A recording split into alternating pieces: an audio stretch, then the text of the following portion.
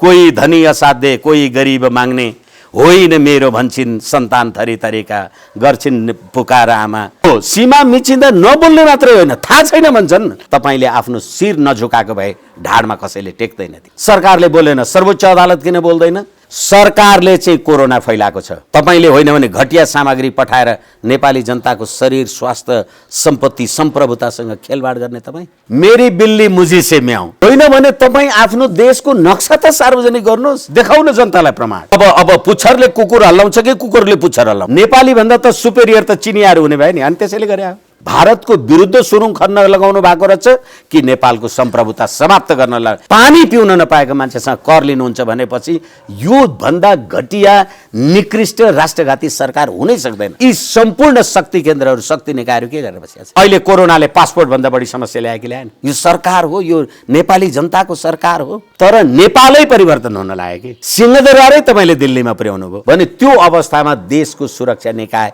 के हेरेर बस्यो? कि आर्मीको काम राष्ट्रिय सुरक्षा गर्ने, खोइ देशको सुरक्षा भयो। प्रचण्डजीले भने दिस इज अन रेकर्ड, दूत बनाएर पठाएको हो कि राजदूतले तपाईँलाई परराष्ट्र मन्त्री बनायो? तपाईँले युएन महासचिवसँग किन कुरा नगर्ने? त्यसकारण मैले त्यो 5 रुपियाँ चोर्नेलाई हटाएँ, म 15 रुपियाँ चोर्छु भने हो? तपाईँको मुलुकको राष्ट्रिय अखण्डताको प्रश्न हो यो। भारतले आक्रमण गर्दाखेरि चुपचाप लागेर बस्ने। तपाईँ आफ्नो मुलुकको एउटा राजनीतिक नक्सा निकाल्न सक्नुहुन्न। अर्काले एमसीसी को तर्फबाट अर्को शक्तिलाई मालिक मान। नेपाली जनता चिर निन्द्रामा छन्। कुन चाहिँ तपाईले एउटा अराष्ट्रिय तत्त्वलाई मार्नु? लकडाउनले घरभित्र थुनिएर बसेको पनि करिब 2 महिना पुग्न थाल्यो। आज त 46-47 दिन भइसक्यो। 1.5 महिना त त्यसै पनि बिताइहाल्यो हामीले। हजुर, यो कोरोना महामारी यसरी फैलिएको छ, सरकारले गरेको गतिविधि चित्तबुद्धो मान्नु भएको छ? कोरोना नियन्त्रण गर्नको लागि जुन जुन गतिविधि गर्यो, हरेक दिन प्रेस मिट गरेर सार्वजनिक गर्छ, त्यो कस्तो लागिरहेछ तपाईँलाई? प्रश्नको लागि धन्यवाद। अहिले नेपालको सरकार शासन सत्तामा रहेकाहरूको लागि यो देशमा कोरोना छ? यो त तपाईले अघोषित रूपबाट सम्पूर्ण देशवासीलाई आफ्नो घरभित्र कोरोना महामारीको नाउँले बन्द गर्नुभयो, कैदी थुनुवा जस्तो राख्नुभयो, अनि तपाईँ आफैले जति मन पर्छ सबै कुरा गडगडी गर्नुभयो।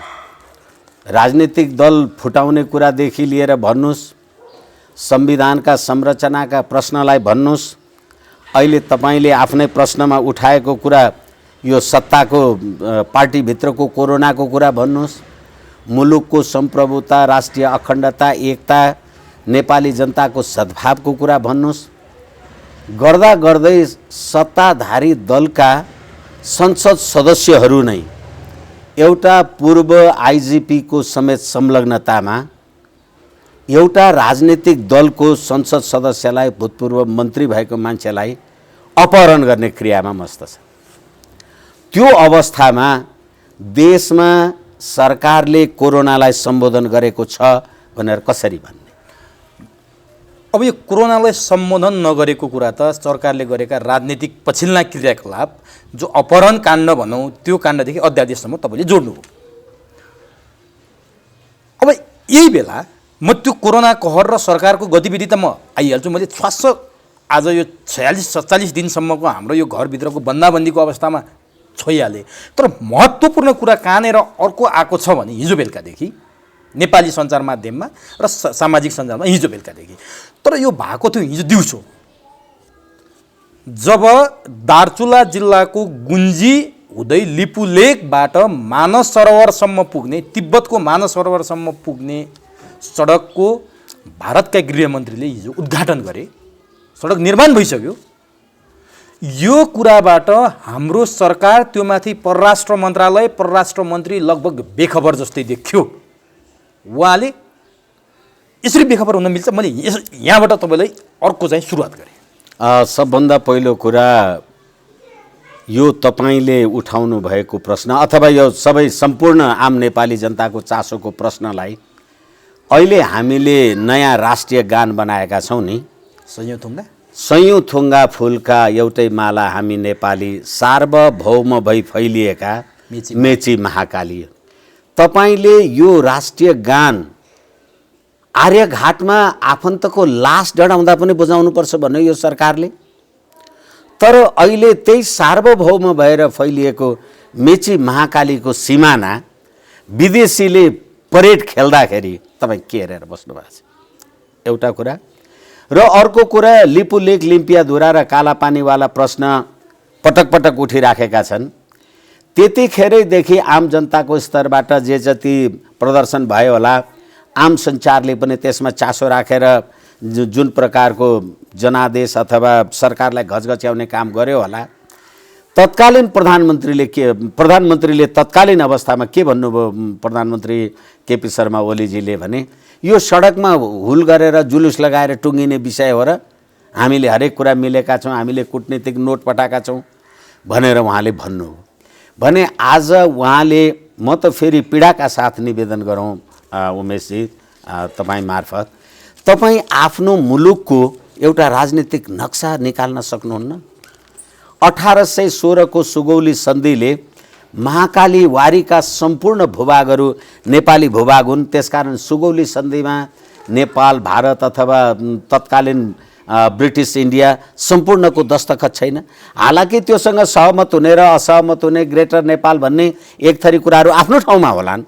तर जुन त्यो 1816 को सुगौली सन्धि जे छ त्यसको प्रावधानलाई समेत मिचेर काम कारबाही गर्दाखेरि नेपाली जनताको अभिमत लिएको 2/3 र फेरि अर्को कुरा 2/3 को सरकार र फेरि अर्को कुरा के छ भने अहिले जुन योसँग सत्ताको खेल कहाँबाट जोडिन्छ भनेदेखि भर्खरै सरकारले अथवा नेपाल सरकारले एमसीसीलाई संसदमा पास गर्ने प्रश्न लिएर आयो। त्यतिखेर सरकारभित्रै रहेको पुष्पकमल दाहाल प्रचण्डजी लगायतका मान्छेहरूले र झलनाथ खनालजीको कमिटीले नै, नेकपाले नै बनाएको अध्ययन कमिटीले नै होइन यो त राष्ट्रहित विरुद्ध छ प्रतिवेदन सार्वजनिक गर्यो। र यो प्रतिवेदन सार्वजनिक गर्नुभन्दा अगाडि उमेशजी म तपाईँलाई जिम्मेवारीका साथ निवेदन गर्न सक्छु, 16 गते सोमबारको दिन यो देशका प्रधानमन्त्रीले रातिको अवस्थामा यो देशका प्रधान न्यायाधीशलाई भेट्नुभयो। यो देशका प्रधान न्यायाधीशलाई भेट्दा उहाँको शारीरिक स्वास्थ्य अवस्था, कुनै औपचारिक समारोह कार्यक्रम केही थिएन। उहाँले किन प्रधान न्यायाधीशलाई भेट्नुभयो यो कुरा अहिलेसम्म सरकारले सार्वजनिक गरेको छैन। एकैछिन म 1 मिनट यो कुराको संयोग मैले टुङ्ग्याउन खोजिराखेको छु।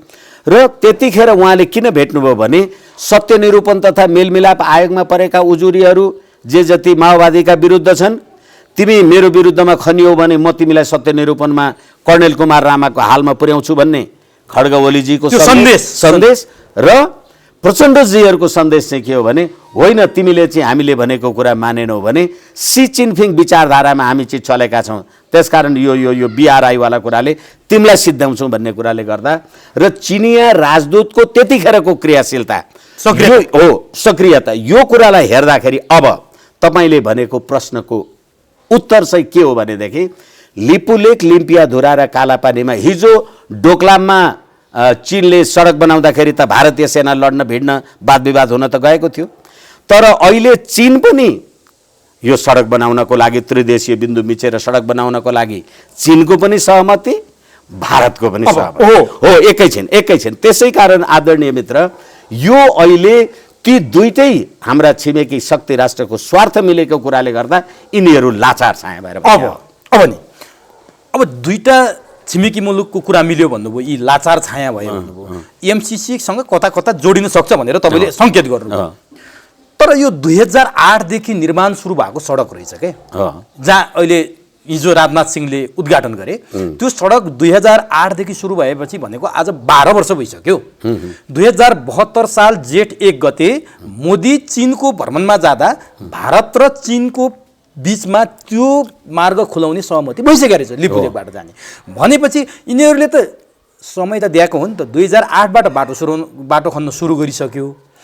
2072 सालमा तपाईँको मोदी र चीन बीच सी जिनपिङ बिच सम्झौता भएको छ भने हामी चाहिँ के थाहा नपा जस्तो गरेर बस्नुको पछाडि यिनलाई के कुराको खतरा भएर यिनीहरू थाहा नपा जस्तो?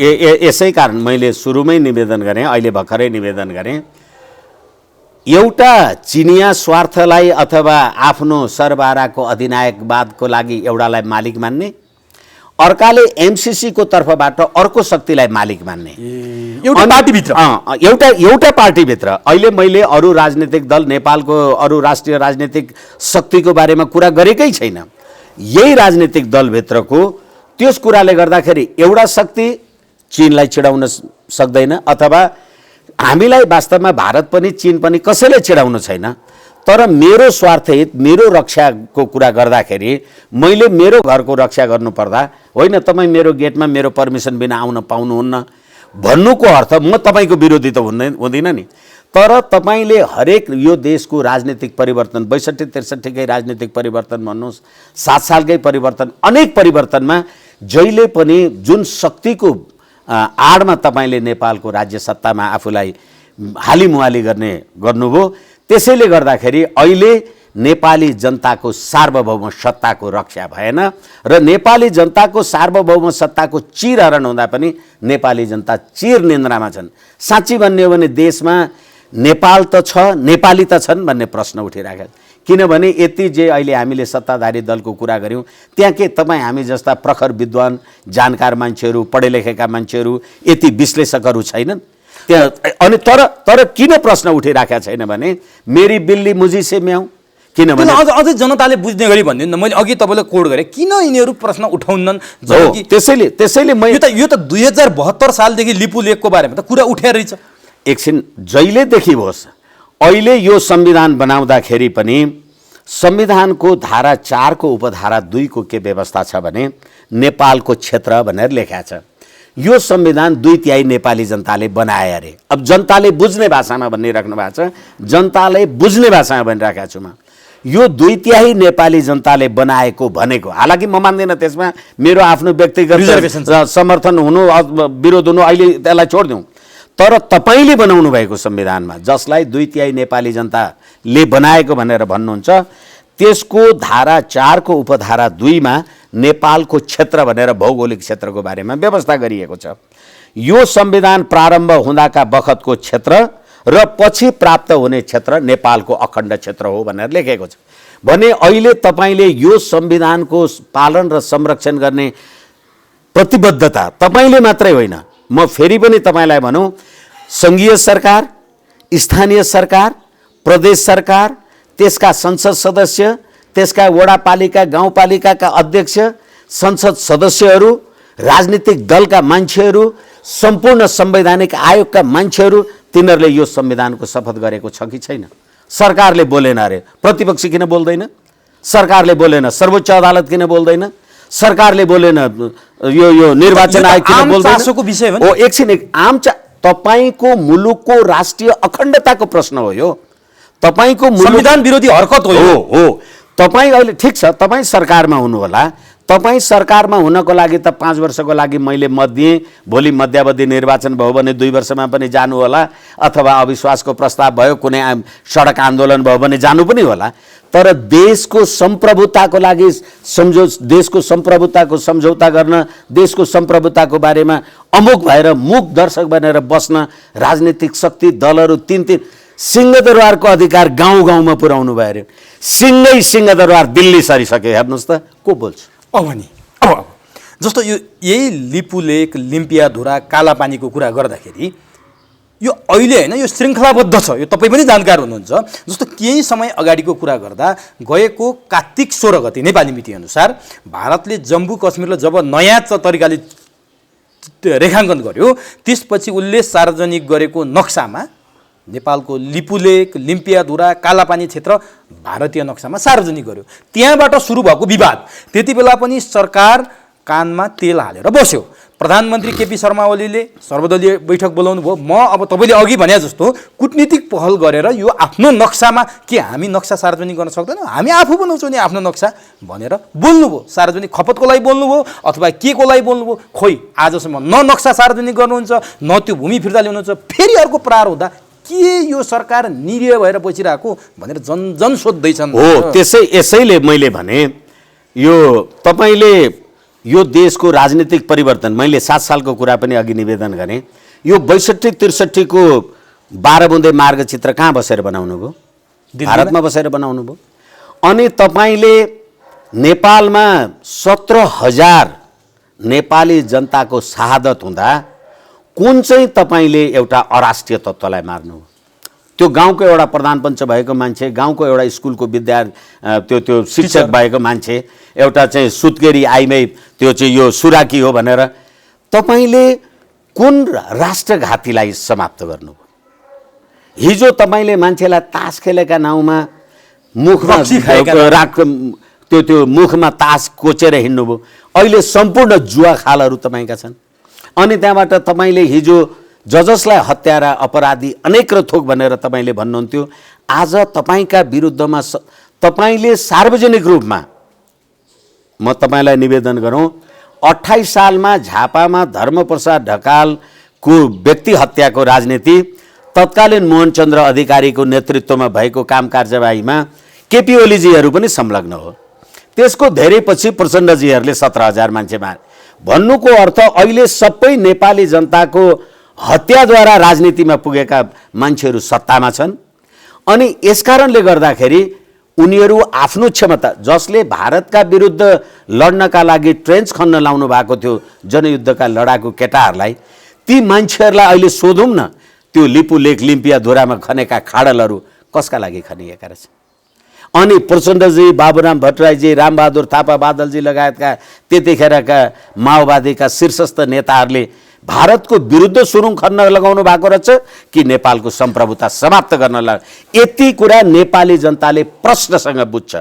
उमेशजी, म फेरि पनि निवेदन गरौँ, अहिलेको नेपाली जनता भने एकछिनलाई मान्नुहोस्, म बोल्न सक्छु, तपाईँ बोल्न सक्नुहुन्न भने तपाईँले लड्डु खानुभयो, मैले पनि लड्डु खाएँ, मैले गुलियो रहेछ भने तपाईँले बोल्न जान्नु भएन भन्दैमा गुलियो नहुने त होइन नि।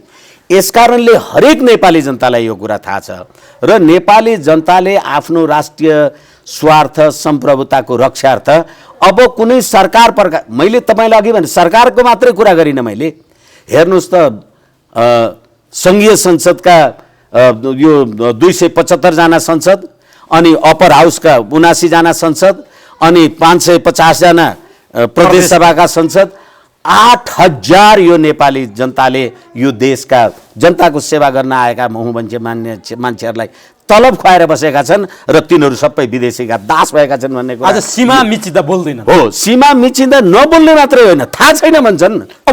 तपाईँले अघि जे प्रश्न उठाउनु, मैले अघि तपाईँले सोधेको थिएँ, परराष्ट्र मन्त्रीले मलाई थाहा छैन, यत्रो घटना घटिसक्यो, मलाई थाहा छैन, म भारत स्थित नेपाली राजदूतावास मार्फत बुझेर मात्र बोल्छु भन्नुको पछाडि अब पुच्छरले कुकुर हल्लाउँछ कि कुकुरले पुच्छर हल्लाउँछ? अनि तपाईँले राजदूत बनाएर पठाएको हो कि राजदूतले तपाईँलाई परराष्ट्र मन्त्री बनाएको? यस्तो लाजमर्दो कुरो बोलेर होइन, यो लाजमर्दो होइन, यो राष्ट्रघाती कुरा हो। अब नि यो राष्ट्र विखण्डनको प्रश्नमा तपाईँ मन्त्री, प्रधानमन्त्री, संसद सदस्य साँच्ची भन्ने हो भने एउटा राष्ट्रवादी नेपालीको संवेदनशीलतालाई हर्ट गर्ने कुरा हो यो। तपाईँ त्यत्रो जिम्मेदारीमा बुझेर होइन म के अरे राजदूतसँग बुझ्छु, अनि राजदूतले भन्ला होइन म मेरो सेक्रेटरीसँग बस्छु, अनि सेक्रेटरीले भन्ला होइन म साउथ ब्लकमा गएर त्यहाँको एउटा खरदारलाई भेटेर आउँछु। यो प्रश्न हो, यो तर्क हो। तर नि भट्टराईजी, किन चाहिँ भारतले जब हामीलाई अप्ठ्यारो पर्छ, जब हामीमाथि चाहिँ प्रहार भइरहेको हुन्छ, चाहे त्यो 72 सालको भूकम्पको बेलाको नाकाबन्दी होस्, चाहे अहिले यो कोरोना महामारी फैलेको बेलाको यो नेपाली भूमि मिचेर लिपु लेक हुँदै मानसरोवरसम्म पुग्ने बाटोको निर्माण एकछिन मित्र, तपाईँको राष्ट्रिय स्वाधीनता, राष्ट्रिय अखण्डता, सम्प्रभुताको रक्षा भन्ने कुरा तपाईँ महामारी, कोरोना, युद्ध, अपराध, त्यो त्यो त्यो त्यो के अरे यो सुरुङ युद्ध, यसले तपाईँ एक्सक्युज पाउनुहुन्न। उनीहरूले यो त्यहाँ बाटो बनाइराख्दाखेरि हाम्रो देशको सुरक्षा निकाय के हेरेर बस्यो? डोकलाममा उनीहरूले चाइनिजहरूले बाटो बनाउँदा जसरी इन्डियनहरू गए त्यसरी हामीले के गर्यौँ? मैले भनिदिउँ एकैछिन, म एउटा सानो कुरा यहाँलाई निवेदन गरौँ। यो भारतको सम्प्रभुताको रक्षा गर्नका लागि तपाईँ हाम्रा नेपाली युवाहरू भारतीय सेनामा भर्ना भएर अग्रपन्थीमा विदेशीका लागि लडिराखेका छन्, जसले भारतको राष्ट्रियता बचाइराखेका छ भने त्यसैको राष्ट्रिय देशमा भारतले आक्रमण गर्दाखेरि चुपचाप लागेर बस्ने। मलाई जोड्न खोजेँ है, जस्तो 2072 को भूकम्प पछाडि 2072 जेठमा मोदीले यो सम्झौता गरे जहाँ लिपु लेक हुँदै मानव सरोवरसम्म त्रिदेशीय सम्झौता नेपाल बेखबर रह्यो के। त्यति बेला नि हामी भूकम्पको मारमा थियौँ। तर अहिले पनि यो महामारीको मारमा भएको बेला संयोग हो या अप्ठ्यारोमाथि झन् प्रहार हो? मैले तपाईँलाई मेरो कुरा प्रश्न गर्न सकेँ जस्तो लागिराखेको छैन। देशको राष्ट्रियता अखण्डता एकछिनलाई मान्नुहोस् न, तपाईँ सास फेरिराख्नु भएको छ भने तपाईँ बिरामी भएको छु म सास फेर्दिनँ भन्न पाउनु, म निदा छु नि अहिले सास फेर्दिनँ भन्न त पाइएन। होइन अहिले म खाना खाँदैछु त्यसैले राष्ट्रिय अखण्डताको लागि राष्ट्रको लागि कुनै छुट्टी महामारी अखण्ड खण्ड विखण्ड केही हुँदैन। त्यो उसको उसले गर्छ भने हामीले गर्नु पर्यो। त्यसैले तपाईँको राष्ट्र राष्ट्रियता राष्ट्रिय एकता र अखण्डतालाई सधैँभरि जीवन्त राख्ने, ठिक छ सैन्य बलले त्यहाँ चाहिँ यो बाटो निर्माण गरेछ, हाम्रो देशको सैन्य बल के गर्यो? तर सरकार एकछिन आम्ने सामने भएर एकछिन तपाईँ भिड्न सक्नुहुन्न। तपाईँ त्यो प्रोटेस्ट गरेको भए संयुक्त राष्ट्रसङ्घमा त्यो कुरा पुग्दैन थियो, जाँदैन थियो। किन नगरे त केपी? गएको कार्तिक 16 गते त्यहाँबाट श्रृङ्खला पछिल्लो श्रृङ्खला त्यहाँबाट भएको छ। त्यति बेला नक्सा सार्वजनिक भयो, त्यो नक्सा उहाँहरूले न क्यान्सल गर्न सक्नुभयो न आफ्नो सार्वजनिक गर्न सक्नुभयो। अनि अहिले पनि त्यहाँ त्यसरी बाटो जाने खुल्दाखेरि हाम्रो त्यहाँ स्थानीय प्रशासन बेखबर छ, स्थानीय जनप्रतिनिधि बेखबर छन्, जहाँ बाटो उद्घाटन भइसक्यो। यो हामी थाहा पाउँदै निदाएर ननिदाएर निदाएको अभिनय गर्दैछौँ कि साँच्चीकै निदाएका छौँ? हो, यसैले मैले सुरुमा भने तपाईँले आफ्नो शिर निहुराउनु भएन भने अर्कोले ढाडमा टेक्न सक्दैन भन्छ कि। तपाईँले मैले सुरुमै पनि भने नेपालमा भएको अहिलेको राजनीतिक परिवर्तन तपाईँले कसको बलमा गर्नुभयो? जनताको बलमा भन्छन् उनीहरू। दिल्लीमा भएको 12 बुँदैमा तपाईँ जानुभएको थियो त्यो सैचाप गर्नलाई? तर 62-63 को जनताको यहाँको उभार उनीहरू एकछिन म तपाईँलाई एउटा कुरा निवेदन गरौँ। तपाईँ र म एउटा कुनै हर्स रेसमा गयौँ र तपाईँले पनि घोडा कुदाउनु भयो र कहीँ जित्छु भनेर निस्किनु भयो, म पनि घोडा कुदाउँछु र म जित्छु भनेर निस्केँ। कहीँ पुगेपछि म जितेँ भनेर तपाईँ घोडाबाट ओर्लिनुहुन्छ नि, जितेको त घोडाले हो नि, तपाईँले होइन नि। यसै कारणले गर्दा कसका लागि ढुङ्गा हानेको थियो भन्ने कुरा 62-63 मा ढुङ्गा हान्ने अहिले जो युवा भाइहरू घरबारी परिवार व्यवहार गरेर एकपछि अर्को होली वाइनदेखि भन्नुहोस् न लिपु लेक लिम्पियाधुरा कालापानी अथवा यो अहिले सारा तपाईँले गाउँ गाउँमा स्थानीय सरकार भनेर यो महामारीको बेलामा बाँडेको खाद्यान्न पनि कुहेको चामल खाएर जो बसिरहेका छन्, गाउँ गाउँमा पुगिरहेको सिंहदरबार भनेको कुरा सिंहदरबारै तपाईँले दिल्लीमा पुर्याउनु भयो। म तपाईँलाई एउटा कुरा स्मरण गराउँ, जब चाहिँ रुकमाङ्गत कटुवालवाला प्रकरणमा पुष्पकमल दाहालजी प्रधानमन्त्री हुनुहुन्थ्यो र उहाँलाई प्रधान सेनापतिलाई पदबाट निकाल्न नसकेपछि माधव नेपालजी प्रधानमन्त्री हुनुभयो र त्यतिखेर माओवादीले गरेको नेपाल बन्दको आन्दोलनमा पुष्पकमल दाहालजीले बानेश्वरको आमसभामा खुला आमसभामा भन्नुभएको छ, म अहिलेको वर्तमान सरकार माधव नेपालजी प्रधानमन्त्री हुनुहुन्थ्यो, म अहिलेको सरकारसँग कुरा गर्दिनँ किनभने अहिलेको सरकारको मालिक दिल्लीमा बस्छ भन्नुभएको। प्रचण्डजीले भने दिस इज अन रेकर्ड। र तपाईँ हिजो मालिक नारायणहिटीमा थियो, तपाईँले यहाँ ढुङ्गा हान्दाखेरि परिवर्तन भयो। अहिले तपाईँले मालिक दिल्ली पुर्याउनु, अब मालिक तपाईँले दिल्लीमा पुर्याउनु भएपछि मेरी बिल्ली मुझी से म्याउ तपाईँ राजनाथ सिंहसँग कुरा गर्ने तपाईँको हिम्मत छ? यसकारणले गर्दाखेरि तपाईँले नेपालको राजनीतिक परिवर्तन, ठिक छ राजनीतिक परिवर्तन हुनुपर्छ, तर नेपालै परिवर्तन हुन लाग्यो कि। अनि यसकारणले यिनीहरू किन भनेर तपाईँले धेरैचोटि सोधिराख्नु भएको हो। मैले केपी ओलीले किन नक्सा सार्वजनिक गर्न सक्नु भएन गर्छु भनेर? केपी ओलीले सर्वदलीय बैठकमा त्यति बेला भन्नुभएको थियो म डाइरेक्ट मोदीसँग कुरा गरेर त्यो नक्साबाट हटाउन पठाएर म अर्को नक्सा बनाउँछु भन्नुभएको थियो, किन सक्नु भएन? अहिले मैले फेरि भन्दैछु यो बाटो यसरी उद्घाटन भइसक्दा 2008 देखि निर्माण भएको आज 12 वर्ष हुँदा कोही पनि बोल्न सकेन, न त प्रमुख प्रतिपक्ष बोल्छ न प्रतिपक्ष बोल्छ, किन कोही सकेनन्? यो ठ्याक्कै ठोस भाषामा बोल्दै हो। त्यसैले ठ्याक्कै ठोस भाषामा के भने तपाईँले हरेक यो देशको राजनीतिक परिवर्तन र यो देशको राज्य सत्तामा पुग्नलाई विदेशी शक्तिको छिमेकी शक्तिको बलमा जहिले आउने कुरा गर्नुभयो, त्यसैले गर्दा सकेनन्। प्रश्न छ। भन्नुको मतलब यिनीहरूले पहिले आफ्नो स्वाभिमान गुमाइसकेका छन्, नैतिकता गुमाइसकेका छन्, नैतिक बल भएन भन्नु। स्वाभिमान बाँकी कहाँ छ भने तपाईँले दिल्लीमा 12 बुँदे समझदारी गर्दाखेरि त शिर त झुकाएरै गर्नुभयो होला नि। तर राष्ट्रिय अन्तर्राष्ट्रिय अरू शक्तिहरूले हेर्दैन, चीन त हस्तक्षेप गर्दैन भन्थे त, खै चीन त बोलेन, चीन त बोलेन। हो मेरो स्वार्थको लागि मैले तपाईँको घर किन हेर्ने भन्नुको मतलब व्यापारिक स्वार्थ चाहन्छ? होइन, व्यापारिक स्वार्थ। किनभने लिपु लेक मानस सरोवर हुँदै भारतमा उसको सामान पठाउन चाहन्छ होला र चीन पनि चुप्प लाग्यो होला। एकछिन तपाईँले आफ्नो हित रक्षा गर्नु छ भनेदेखि तपाईँलाई आफ्नो हित रक्षा गर्नका लागि मलाई किन सोध्नु पर्यो? किनभने मलाई नसोधेर पनि तपाईँ मिचेर पेलेर जान सक्नुहुन्छ।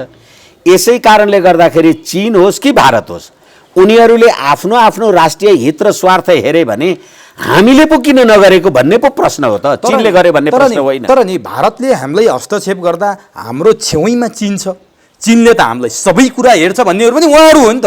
नम्बर 1 होइन। नम्बर 2, अब यो यही कुराको अझै हामी पृष्ठभूमिमा जाने भने 1952 को अप्रिल 29 मा भारत र चीन बीच लिपु लेक हुँदै मानव सरोवरसम्म दार्चुलाको लिपु लेक हुँदै मानव सरोवरसम्म जाने सम्झौता उत्तीर्ण भएको रहेछ के 1954 मा। मैले यो खोज्दै जाँदाखेरि त्यहाँ भेटाएँ भने गडबड त अहिलेको सरकारको मात्रै होइन रहेछ नि त भट्टराईजी। होइन, 1954 मा भएको त्यस्तो कुनै लिखत छ, त्यस्तो कुनै डकुमेन्ट छ, त्यस्तो कुनै कागज छ? भारत र चीन बीचको त छ। हो, एकछिनलाई मान्नुहोस् न, भारत र चीनको बीचमा आफ्नो मैले धेरैचोटि तपाईँलाई निवेदन गरिसकेँ, तपाईँले आफ्नो स्वार्थ पुरा गर्नका लागि मलाई साथमा नलिकन नहुने हो भने मलाई सोध्ने हो, होइन त्यसलाई मैले बाइपास गरेर गएँ भने हाम्रो भूमि भएपछि हामी पनि त तेस्रो पक्ष होला नि त। एकैछिन न, कन्टेन्ट के हो भने नि तपाईँले मलाई नसोधिकन पनि म त्यसलाई सोधिदिनँ, मलाई के गर्छ र भन्नुभयो हो। किनभनेदेखि तपाईँले कमजोर देख्नुभयो नि। भारत र चीन विश्वको उदयमान शक्तिको रूपमा आइरहेका छन्। अहिले यही कोरोनाको महामारीकै कुरामा भन्नुहोस् न, कोरोना यो भाइरस चाहिँ चीनको वुहान ल्याबोरेटरीमा बनाएको हो भनेर एउटा जापानिज नोबेल पुरस्कार ज्ञाता मान्छेले त टेलिफोन गरेर भन्नुभयो त्यो ल्याबोरेटरीमा म 4 वर्ष काम गरेको छु र अहिले मैले टेलिफोन गर्दा त्यो ल्याबमा काम गर्ने सबै टेक्निसियनहरू मरिसकेका छन् भनेर। त्यसै कारणले गर्दाखेरि तपाईँ मलाई जब केही गर्न सक्नुहुन्न भने मैले तपाईँलाई किन सोध्ने? तर नि किनभने तपाईँ विचार ल्याउनुहुन्छ सी जिनपिङको, सही छाप गर्नुहुन्छ दिल्लीमा गएर, अनि दिल्लीले र बेजिङले तपाईँलाई किन सोध्ने? हु आर यु?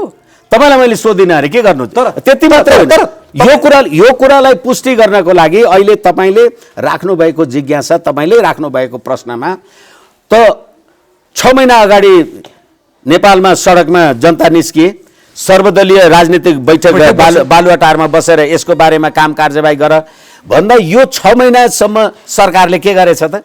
किनभनेदेखि कानमा तेल हालेर सुत्यो होइन, तेल हालेर सुत्यो भने होइन, मेरी बिल्ली मुझी से म्याउ त मैले बनाएको तिमीले मलाई केही भन्न सक्छौ यार? होइन भने तपाईँ आफ्नो देशको नक्सा त सार्वजनिक गर्नुहोस्। अब नि तपाईँलाई एकछिनलाई मान्नुहोस्, तपाईँको फोटो अहिले चाहिँ कोरोना भाइरसले गर्दाखेरि संसारमा मान्छेहरूलाई मुखमा कट्टु लाएर हिँडे जस्तो अवस्था छ, छोप्नु पर्यो नि मुख, लाज लाग्यो जस्तो।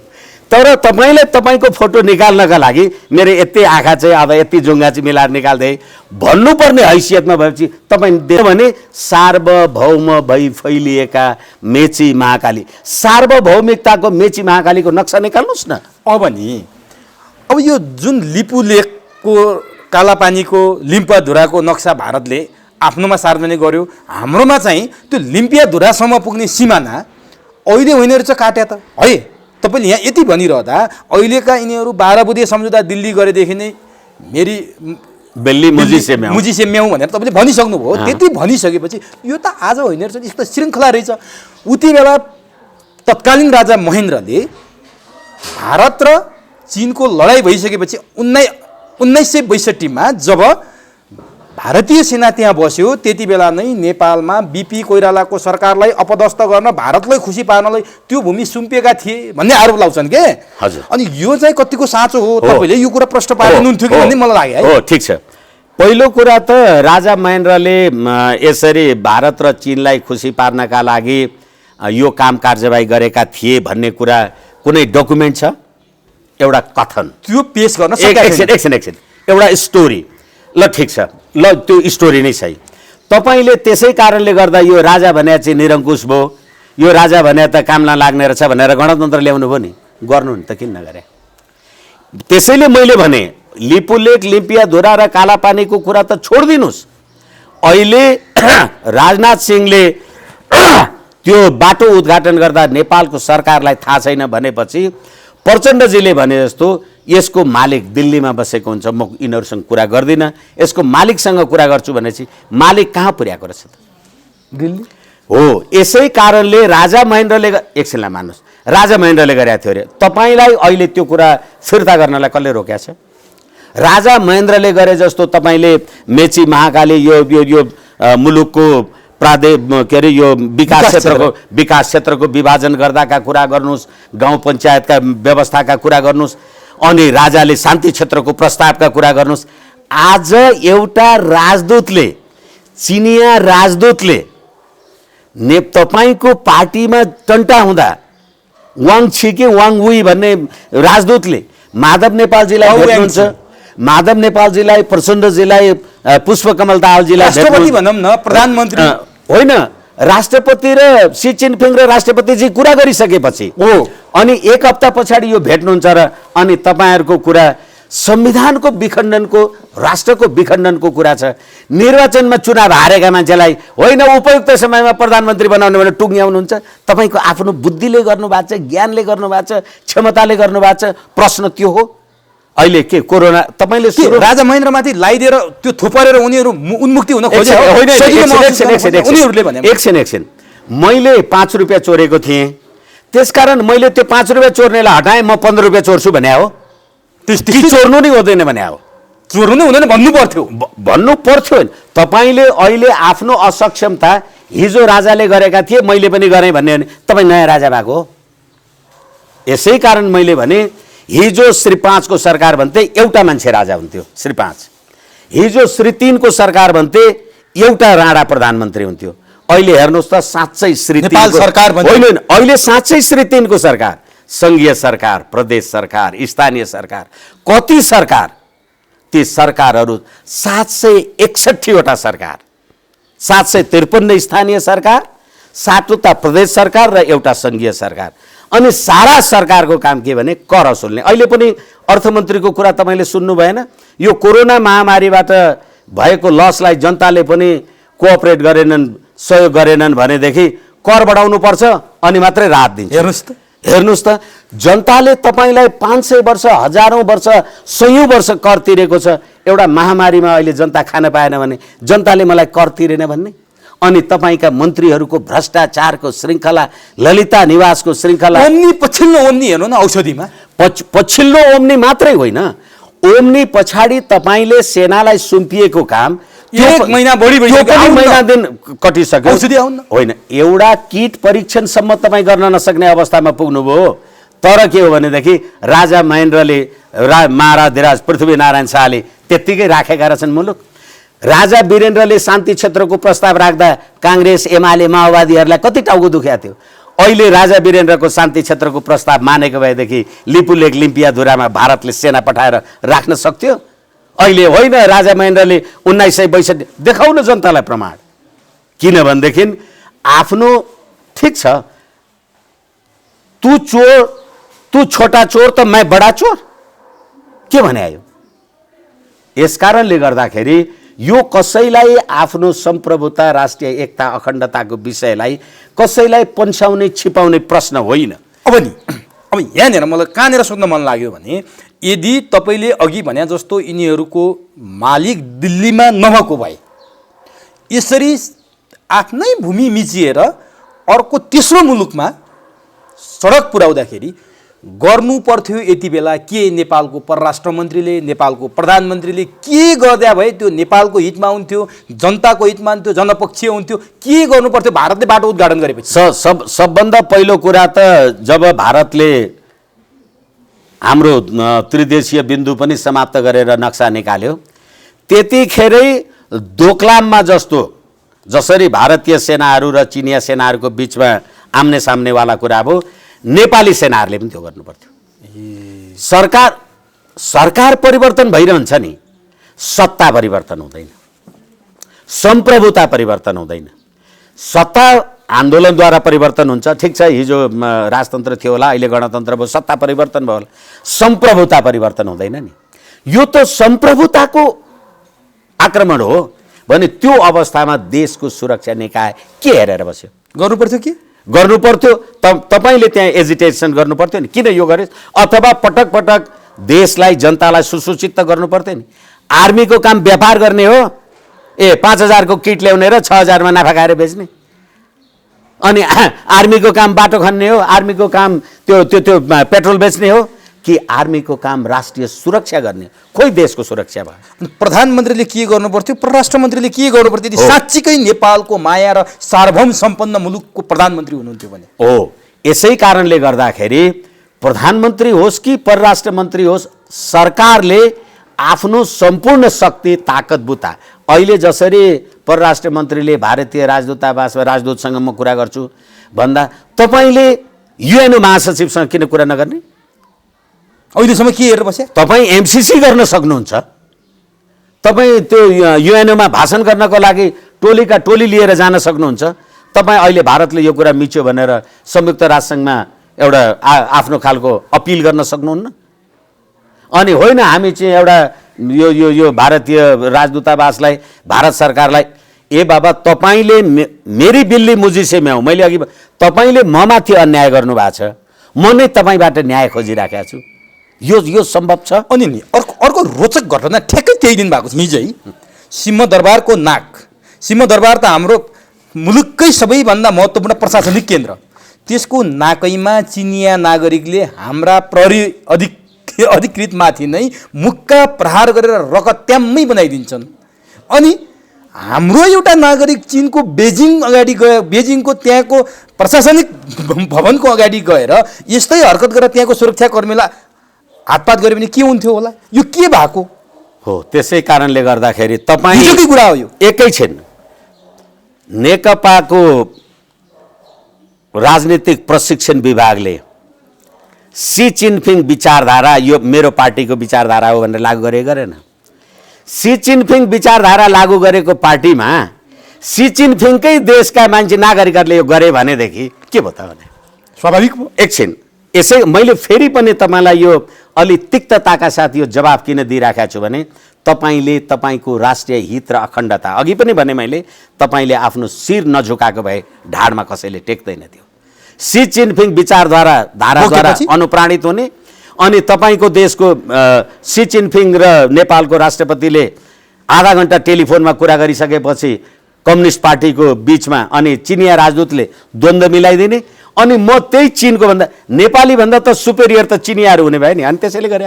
अनि तपाईँले गरेको भए मैले एउटा आम सञ्चारले दुईवटा कुरा भन्यो, दुईवटा कुरा लेख्यो, टिप्यो भन्दा प्रधानमन्त्रीजीको कुन खालको कटुता हुन्छ त? के खोइ त प्रधानमन्त्रीजीले चिनिया नागरिकहरूलाई भन्न सक्नुभयो? केही उत्तर आएको छैन, केही जवाब आएको छैन। यदि कसैले सामाजिक सञ्जाल मार्फत एउटा प्रश्न सोध्यो भने नि उहाँ रुखो जवाब फर्काइसक्नु भएको हुन्थ्यो। यो त थाहा छ होला नि उहाँलाई। अनि त्यसैले गर्दाखेरि मैले अघि भने यो देशको सम्प्रभुता, राष्ट्रिय एकता, अखण्डता भन्ने कुरा नेपालभन्दा अन्तै छ। अब यति भइसकेपछि म अब यो चरण सकिए, म अर्को चरणमा यो सरकारको गतिविधि थोरै तपाईँसँग चर्चा गर्छु। हजुर, कोरोना कहरमा घरभित्र थुनेर जनतालाई कोरोना कहरको नाउँमा नेपालमा 2टा अध्यादेश जारी भए। त्यो भलै प्रधानमन्त्रीले फिर्ता गरिसक्नुभयो। त्यो कुन इन्ट्रेस्टका लागि, के प्रयोजनका लागि आएको थियो त्यो उहाँले त्यो साबित पनि गर्नुभयो। सांसद अपहरण जस्ता कुराहरू पनि त्यसैमा जोडिएर आए। उहाँले 24 घण्टा नबित्दै फिर्ता लिनुभयो। केपी शर्मा ओली यति बेला कोरोना विरुद्ध लड्दै हुनुहुन्छ कि आफूमाथि कुर्सी खोज्न आउनेहरू विरुद्ध लड्दै हुनुहुन्छ? तपाईँले कसरी मूल्याङ्कन गर्नुभएको छ? सुरुमा तपाईँले राख्नु भएको थियो यो सत्ता कोरोना, तपाईँले शब्दै प्रयोग गर्नुभएको थियो। यो सत्ता कोरोनाको लागि उहाँहरू द्वन्द्व गर्दै हुनुहुन्छ। उहाँ सचिवालय बैठकमा आधा घण्टा आफैले बोलाएको बैठकमा म सक्दिनँ, थाकेँ भनेर उठेर हिँड्नुहुन्छ र त्यसै कारणले गर्दाखेरि अब अहिले यो अध्यादेश ल्याउने अध्यादेश नल्याउनेवाला कुरा सीमामा नेपाली जनता कति मिचिएका थिचिएका के परेका छन् त्यो पीडा कथा अब त्यो बेकार दोहोऱ्याइरहनु समयको त्यो त प्रधानमन्त्रीले प्रश्न भन्नुभयो भारतमा दुःख पाएका सीमा पारीका मान्छे ल्याउन सकिँदैन भनिसक्नुभयो। त्यति मात्रै होइन, त्यसैले मैले भने यो राष्ट्रघाती सरकार हो। तपाईले अहिले कोरोना कहरको कारणले संसारभरि नेपालीले जति दुःख पाएका होलान्, जति मारिएका होलान्, त्यो नेपाली जो विदेशमा गएर काम गरिराखेको थियो अहिले कोरोना भएर मर्या होला। तपाईलाई हिजो रेमिटेन्स पठाएको थियो तब न तपाईले आफ्नो सञ्चार मन्त्री गोकुल बास्कोटा मार्फत 70 करोडको तलमाथि हिसाब किताब तपाईले ललिता निवासवाला तलमाथि गर्न पाउनु भएको थियो। बाँचुन्जेल पनि तपाईलाई कर तिरेको छ त्यो मरेको नेपाल। त्यसलाई एउटा संवेदनाका 2 शब्द बोल्न सक्नुहुन्न तपाईँ? यो सरकार हो, यो नेपाली जनताको सरकार हो। तर त्यो रेमिटेन्स अब बन्द हुने भयो। कोरोना कहरले गर्दा काम गर्न नपाउने भएका केही मरे को जतिको जागिर थियो चट भयो भनेपछि अब रेमिटेन्सले तिमी करोडौँ यहाँ लुट भ्रष्टाचार गर्थ्यौ। अब यहाँ केही नभएका मान्छेहरू जो सडकमा पानीसम्म पिउन पाएका छैनन्, तपाईँले जेलभित्र बन्द गरेर राख्नु भएको छ जनतालाई।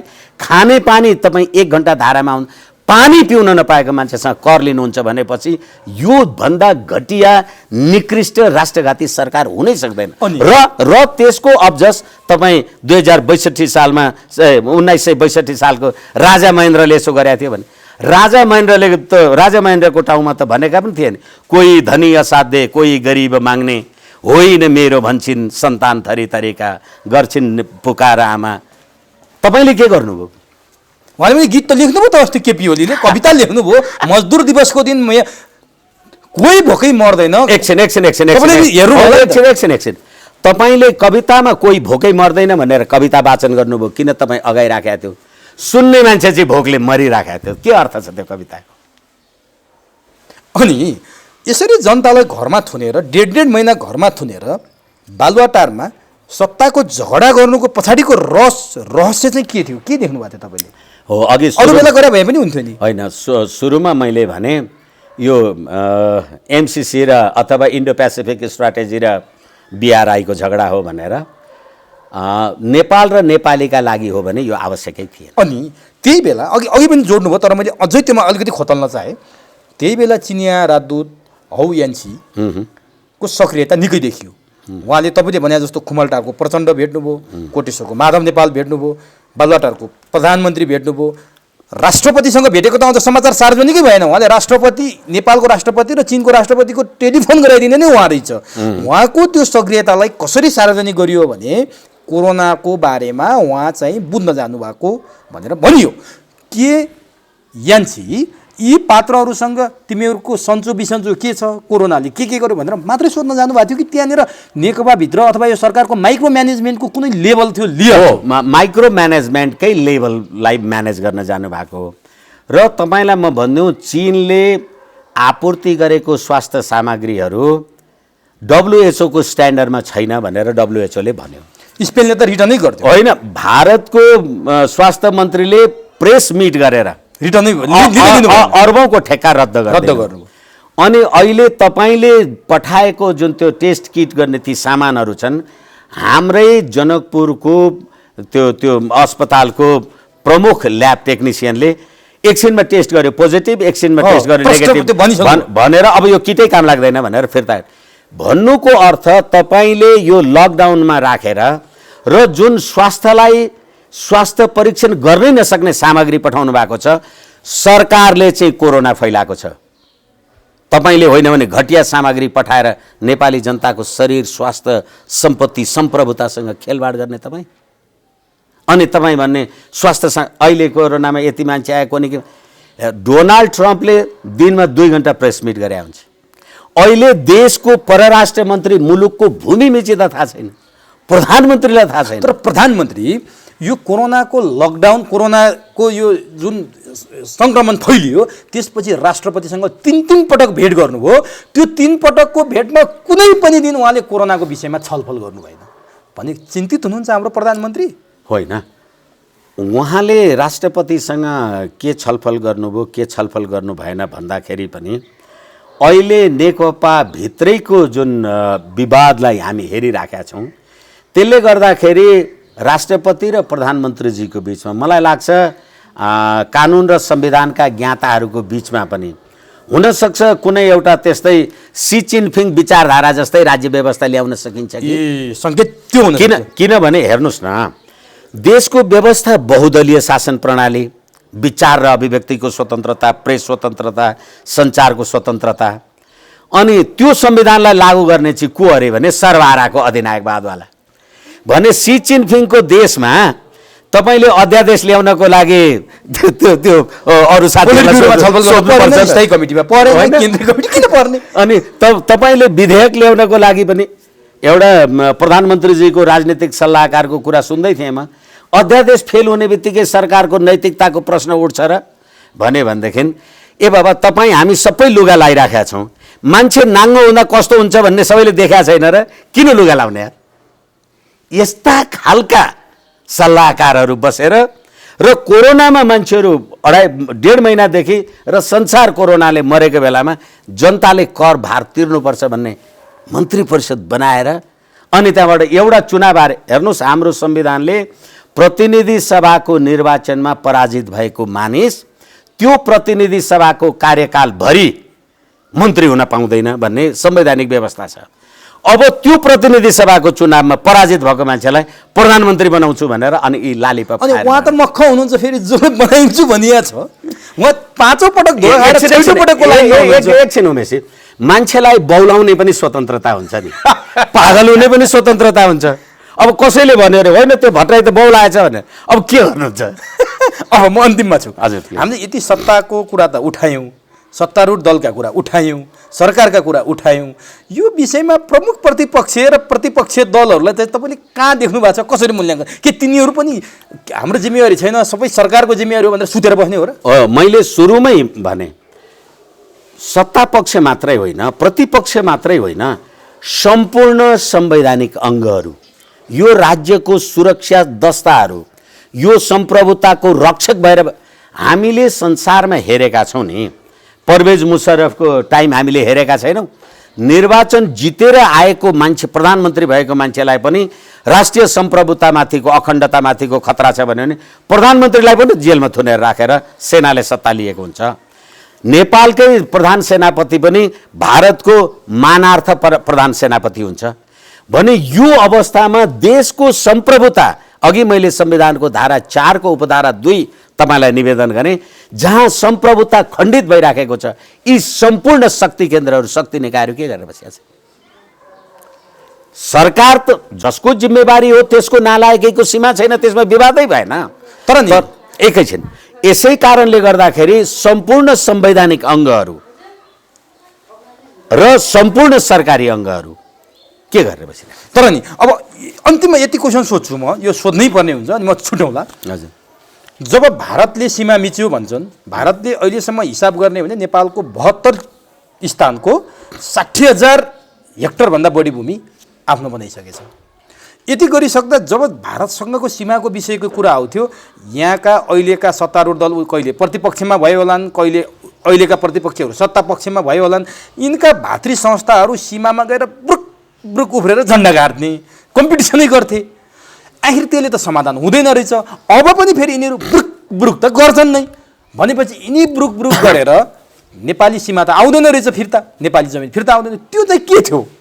हो, अहिले पनि उदाहरणको लागि म तपाईँलाई भनौँ, आम सञ्चारमा मैले हेरिराखेको छु, हाम्रा किसानहरूले खेतमा बारीमा लगाएको काँक्रो, फर्सी, तरकारी, सब्जी जे होस् कुहियो, सड्यो, सुक्यो, एकैछिन त्यो कुहिएर गएको छ, तपाईँ बजार ल्याउन दिनुहुन्न। अनि काँकरभिटाबाट, वीरगन्जबाट, जोगबनीबाट तपाईँ अनन्त तरकारीका मालवाहक ट्रकहरू क्वारेन्टाइनै नगरिकन नेपालमा आउन दिनु, अर्बौँको तरकारी किन्नु भएको छ। तपाईँले लगाएको बारीमा सडेर गएको छ इन्डियाबाट आएको किन्नको लागि, अनि तपाईँ त्यो पनि उही मुखमा मास्क लगाएर अनि त्यहाँबाट त्यो उसले भनेको टाइममा गएर किन्नुपर्ने बाध्यता छ। यो अवस्थामा नेपाली जनताको साँच्ची भन्ने हो भने हामी सम्प्रभु सम्पन्न नेपाली जनता भनेर त संविधानमा त लेख्नुभयो, तर म कहिलेकाहीँ भन्ने गर्छु कि त्यो बगरेको पसलमा बाँधेको खसीको दीर्घ जीवन कति हुन्छ त्यही जस्तो भइराखेका छन् नेपाली जनता। भनेपछि उनीहरूको त्यो आन्दोलनको तुक छैन। होइन, देखिएन। यसै कारणले गर्दाखेरि मैले निवेदन गरेँ, राज्य सत्ताको कुरा मात्रै होइन, सम्प्रभु सत्ता, हामी सम्प्रभु सत्ता सम्पन्न नेपाली जनता भनेर जसले आफूलाई सम्प्रभु सत्ता सम्पन्न नेपाली जनता भनेको छ, अब यो कोरोना तोरोना लकडाउन लक अन लक अफको प्रश्न होइन, सबैले सडकमा उठे र एकजना सीमाविद बुद्धिनारायण अथवा प्लेन क्रासमा मर्नु पनि भयो, जसले चाहिँ नेपाल र भारतको बिचमा पासपोर्ट लागू गर्नुपर्छ भन्थ्यो, अहिले कोरोनाले पासपोर्टभन्दा बढी समस्या ल्यायो कि ल्याएन? यदि त्यो अवस्था भएको पासपोर्ट लिन जान नपाइने भयो। एक र अर्को कुरा के हो भने, मैले अघि पनि निवेदन गरेँ, तपाईँ हाम्रा भाइ छोरा चाहिँ भारतको सम्प्रभुता रक्षा गर्नको लागि लडाइँ लडिराखेका छन्, उसैको देशको सिमानामा भारतले आएर चाहिँ लिपुलेक लिम्पियाधुरा मिच्दाखेरि अनि त्यो शक्ति चाहिँ के हेरेर बसेको छ। त्यसै कारणले गर्दा म त्यो शक्तिलाई पनि, जसले भारतको सम्प्रभुता रक्षा गर्नलाई गोर्खा ब्रिटिस आर्मीले काम गरिराखेको छ, त्यसको पनि ध्यान आकर्षण गर्न चाहन्छु। नेपाली सेना लगायत सम्पूर्ण नेपाली जनताले आफ्नो सम्प्रभुताको रक्षाको लागि, केपी ओलीको सरकार त तपाईँले सरकार चलाउनलाई छोड्या हो, सम्पूर्ण मुलुक छोड्या होइन नि। त्यसैले जनताको जागरुकता जबसम्म उठ्दैन, हेप्नेले मैले तपाईँमाथि अत्याचार गरिरहन पाएको छु भने म किन छोड्छु? तपाईँले विद्रोह गर्नु पर्यो नि। त्यसैले जनतालाई आवाजको विद्रोह आवाज मुखरित गर्नको लागि म आह्वान गर्छु। हस् विष्णुजी, यो बन्दाबन्दीको समयमा पनि आफ्नो अत्यन्तै सारगर्भिक र मूल्यवान भनाइ आम दर्शकलाई दिनुभयो, यसको लागि तपाईँलाई होइन। र बन्दाबन्दी भन्दा भन्दै देशको सम्प्रभुतै समाप्त भइसक्यो, के बन्दाबन्दी? हस्, धन्यवाद।